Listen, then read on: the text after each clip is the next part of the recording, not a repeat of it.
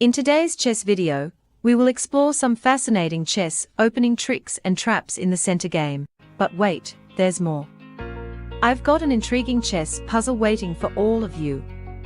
Be sure to stick around until the end to enjoy the complete experience.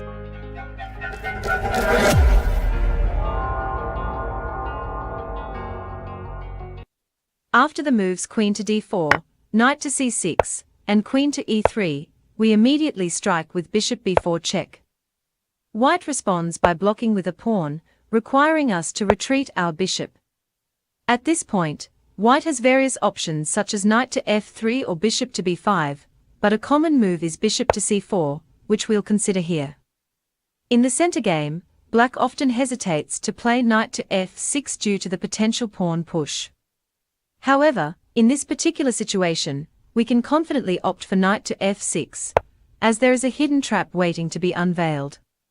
After knight f6, if white responds with e5, instead of hastily moving our knight away, we should consider whether there's a way to disregard this threat and launch a counterattack. And indeed, there exists a delightful tactic in this position. Let's examine how it unfolds. We deliberately ignore the attacking knight and swiftly castle kingside. If white falls into the trap and captures our knight, we unleash the beautiful move rook to e8, sealing the fate of a valuable piece. White is unable to move the queen due to the pin against the king. Consequently, black secures the capture of white's queen, leaving us with a decisive advantage in the game. This brilliant sequence demonstrates the power of tactical awareness and the ability to exploit opponents' errors to gain a significant edge in the match.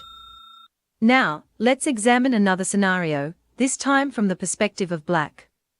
After the moves queen to d4 and knight to c6, white chooses the standard move queen to e3, commonly seen in this opening. In response, we play knight to f6, and white plays bishop to c4, aiming to attack the vulnerable f7 square. Next, we advance with knight to e5, targeting the bishop. The bishop retreats to b3, maintaining its position on the diagonal.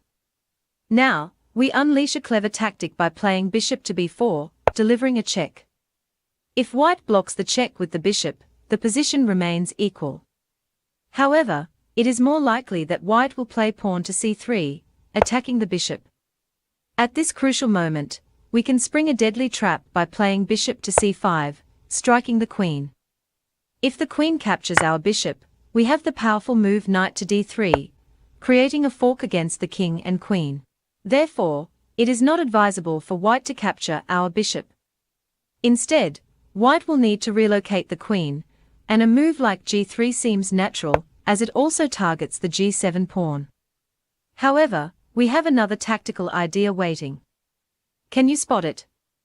It's the remarkable move bishop to f2, delivering a check and posing a threat to both the king and queen simultaneously. If white captures the bishop with the queen, we can once again play knight to d3, executing a fork against the king and queen. Furthermore, if after bishop takes, the king captures on f2, we can involve our other knight in the action by playing knight takes e4 check, once again resulting in winning the queen. This series of tactical maneuvers showcases the ingenuity of chess play and the potential for devastating traps.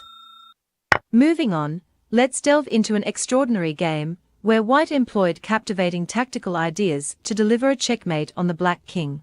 In the center game, after queen to d4 and knight to c6, white proceeded with the customary move queen to e3. Black responded with bishop b4 check, and white blocked the check with the c-pawn, simultaneously attacking the bishop. The bishop retreated, and white played bishop c4. Black developed their knight to e7, preparing to castle. White then initiated an attack by playing queen to g3, targeting a pawn. Black calmly castled, nullifying any immediate threats.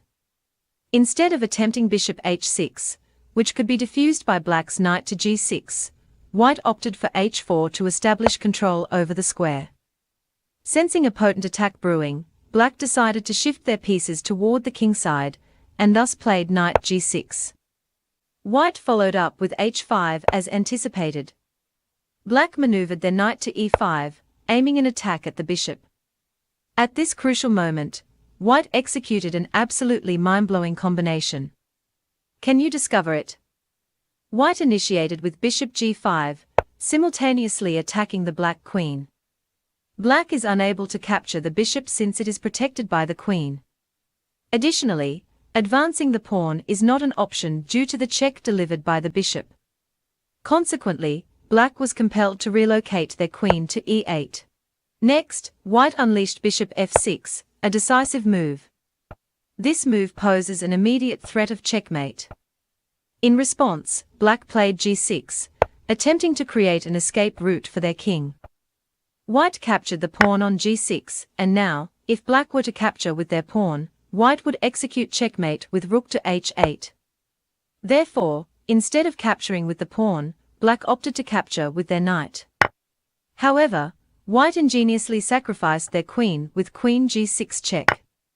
Black captured the queen with their pawn, and white swiftly finalized the game with rook to h8, delivering a checkmate that concludes the encounter in white's favor. Now, it's time for a puzzle.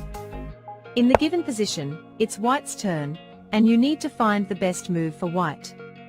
Share your answers in the comments, and let's see how many of you can solve it correctly. Also, don't forget to like and subscribe to stay updated with future videos. Take a moment to check out the other videos appearing on your screen right now. Thank you for watching, and I look forward to seeing you in the next one. Take care and peace.